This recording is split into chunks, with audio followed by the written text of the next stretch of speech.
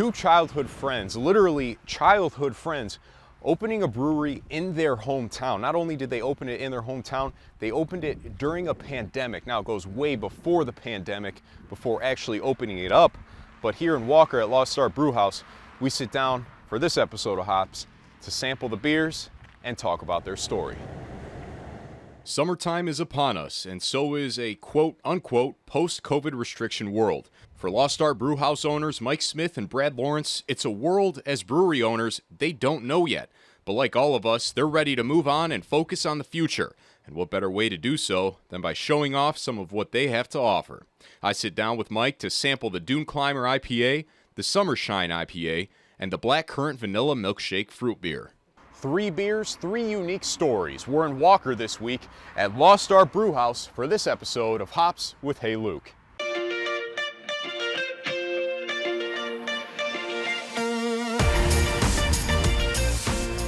Up first, we have the Dune Climber. Cheers. Cheers. It's kind of the essence of Michigan summers. People love going up to Silver Lake, doing dune hikes, things of that nature. And we wanted to make a beer that encompasses that. So this beer is a 7.2% IPA.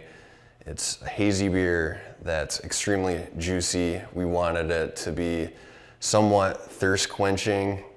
You get notes of pineapple and peach from the hops in there, and we wanted it to be extremely easy to drink. So you have this one labeled as your flagship beer. Take me back to when this was first created. I wanted to brew a beer with mosaic hops, which has that little zesty, zingier punch to it versus other hops such as Citra that are citrus forward. And my partner Brad didn't necessarily, wasn't a huge fan of the hops. So anyways, we brewed it, and while it was in the fermenter, we're taking pulls off the side, getting a taste of it before we're about to can it and keg it. And he's like, I don't know if this is going to be a good beer that we want to sell to our customers. And I'm like, this is absolutely fantastic. So anyways, he calls Mosaic Diesel, but he's now been recently converted to a believer of this beer as well. Second, we have the brand new Summershine IPA. Cheers. Cheers.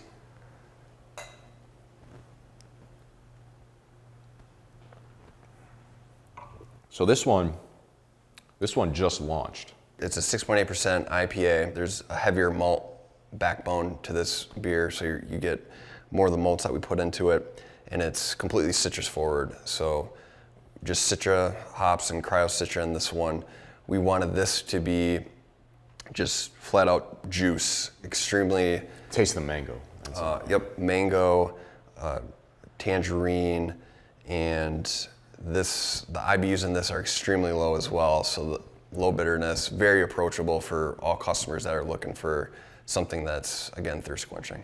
You'd planned for the March of 2020, but let's go before that. What was like, hey, let's open this up in our hometown? So the story goes way further back than that. Just with a complete obsession of beer and a love for beer culture. Back when I lived in Chicago, fell in love with a few beers and local breweries that led me to collecting beer, creating a cellar, traveling across state lines to get limited beer releases, standing in the cold for hours on end to get my hands on 1 or 2 beers, and ended up with a group of friends that also just loved beer, talked about beer all the time. So just having that passion and drive was like, all right, we also have an entrepreneurial drive. Let's combine the love for beer culture along with wanting to do something entrepreneurial. And my partner Brad and I ended up making the decision to move forward with it, and wanted to do it kind of where we grew up in our backyard and the west side of Grand Rapids, and ended up in Walker, which was a perfect location for us to put our stamp in Beer City, USA. Lastly, the Black Currant Vanilla Milkshake. The Vanilla Milkshake. Yes. Cheers. Cheers.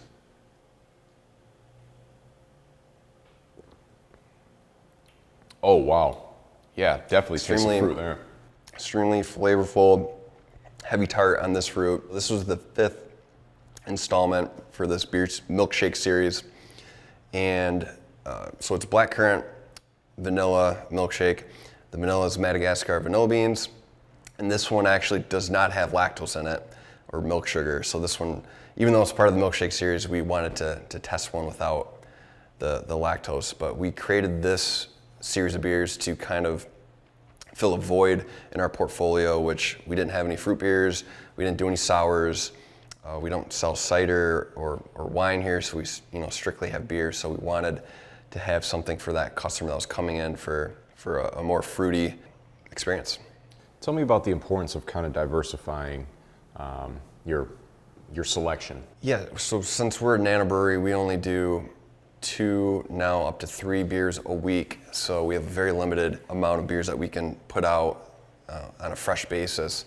And we have 8 taps here, so we want to be able to kind of hit across all the different spectrums for the fans that love lagers, a dark beer, stout.